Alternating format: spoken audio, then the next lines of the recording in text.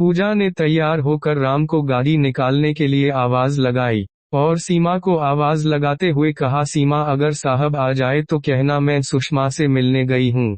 पूजा अच्छी तरह जानती थी कि जब उसका मन उदास होता तो सुषमा के अलावा कोई और न था जिससे वो अपने मन की बात बता सकती थी, इसलिए वह सीधे सुषमा से मिलने गई। दोनों बाहर गार्डन में बैठी चाय पी रही थी। सुषमा ने पूजा की उदासी को भांपते हुए कहा, क्या बात है, आज इतनी बुझी बुझी सी क्यों हो? फिर पूजा ने कहा, कुछ खास नहीं, बस तुमसे मिलने का मन किया तो चली आई। तुम अच्छी तरह से जानती हो कि तुम मुझसे कुछ छिपा नहीं सकती, फिर क्यों ये नाकाम कोशिश कर रही हो? सुषमा ने जैसे ही सीधे पूजा की दुखती रग पर हाथ रखा, वैसे ही अपनी परेशानी को साझा करते हुए पूजा सुषमा को बताने लगी कि कल रात शादी में गई थी, वहां वो मिला। पूजा ने नीचे घास की तरफ देखते हुए कहा, वो कौन वो? सुषमा ने हैरानी से पूछा। हर्षद। इतने सालों बाद भी उसकी आंखों में देखा तो वही बेकरारी, वही मोहब्बत नजर आई, मगर अब उसमें शिकायत भी शामिल थी। हर्षद, यह नाम पहले भी तेरे मुंह से सुना है, पूछा भी कई बार, मगर तुम हर बार बात को घुमा देती। बताओ पूजा, कौन है ये हर्षद? हर्षद हमारा दूर का रिश्तेदार है, बुआ के ससुराल के तरफ से। पूरी बात बता। हर्षद, तुम्हें कहाँ मिला, कैसे मुलाकात हुई? बात मेरी शादी से पहले की है, किसी रिश्तेदार की शादी में मिले थे हम। वह शादी में ही शामिल होने आगरा से आया था। पहली नजर में ही हमने एक दूसरे को मन ही मन पसंद कर लिया।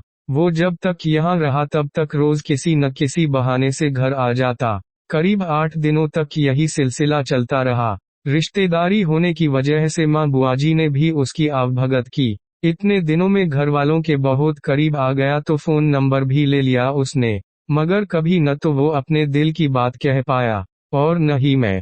पूजा जैसे बीते दिनों में वापस चली गई, उसकी आंखों के सामने वही दृश्य थे। उसने कहना जारी रखा, फिर शुरू हुआ फोन पर बातों का सिलसिला। न सिर्फ मुझसे बल्कि बाकी घर वालों से भी उसकी बात होती। बातें सामान्य ही होती, मगर उसने कभी नहीं कहा कि वो मुझसे प्यार करता है। करीब 1 साल बाद फिर शादी में मिलने का मौका मिला, मगर इस बार वह अकेला नहीं आया, साथ में उसके घरवाले भी थे।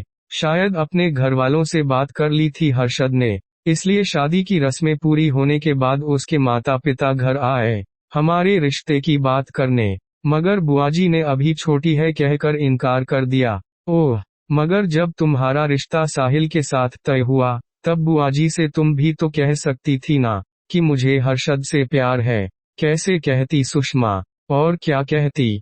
हर्षद ने तो कभी अपने प्यार का इजहार किया ही नहीं, और जिस दिन उसके घरवाले मेरा हाथ मांगने आए थे उस दिन माँ ने मुझे मासी के घर भेज दिया, क्योंकि उन्हें इस बात का अंदाजा शायद पहले से था, मगर बाद में तो पता चल गया था ना तुम्हें, तब कह देती। यह बात मुझे शादी के बाद पता चली।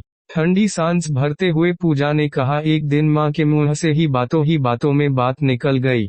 रुआन से स्वर में पूजा ने कहना जारी रखा, हम दोनों ने ही एक दूसरे को पसंद किया था। शायद यही बात मेरे पुरानी सोच रखने वाले बुआजी को नागवार गुजरी थी। ओ है, फिर क्या उसके बाद उसने फिर फोन नहीं किया? नहीं, उसने उम्मीद फिर भी नहीं छोड़ी। वह फोन करता रहा और अब मुझसे ज्यादा वो माँ से बातें करता। कुछ महीनों तक यह सिलसिला चलता रहा। एक दिन उसने बताया वह कुछ दिनों के लिए दोस्तों के साथ बाहर जा रहा है। शायद वह बाहर से फोन न कर पाए और उसका कोई फोन न आया। उन्हीं दिनों में साहिल का रिश्ता आया और हाँ हो गई। फिर हर्षद को कैसे और कब बताया? सुषमा ने पूछा। सगाई वाले दिन ही हर्षद का फोन आया। जब मैंने उसे बताया कि आज मेरी सगाई है, उसे विश्वास ही नहीं हुआ। वह बार बार अपनी कसम देकर माँ से और मुझसे पूछता रहा। कुछ देर बाद उसने फोन रख दिया और फिर कभी दोबारा फोन नहीं किया। पूजा की आवाज में पीड़ा उभर आई। कुछ देर रुककर कहा, कल शाम इतने सालों बाद वह शादी में मिला। मुझे लगा भूल चुका होगा वो सब कुछ, मगर जब उसने मेरी आंखों में आंखें डालते हुए पूछा, कैसी हो पूजा, अब तो खुश हो ना तुम? तब उसकी आंखों में दर्द के साथ कई सवाल थे। मैं इससे पहले कि कोई जवाब देती सहसा उसने कहा, मेरे प्यार को क्यों ठुकरा दिया तुमने? इतनी तो वजह बता दो। तुमने कभी अपने प्यार का इजहार किया था? हर्षद, दुनिया भर की बातें की, क्या कभी कहा कि प्यार करते हो, शादी करना चाहते हो? क्या कहने से ही प्यार जाहिर होता है? पूजा, क्या कभी तुमने मेरी आंखों से एहसास नहीं हुआ? मैं निरुत्तर हो गई उसके सामने। मैंने तो रिश्ता भी भिजवाया था।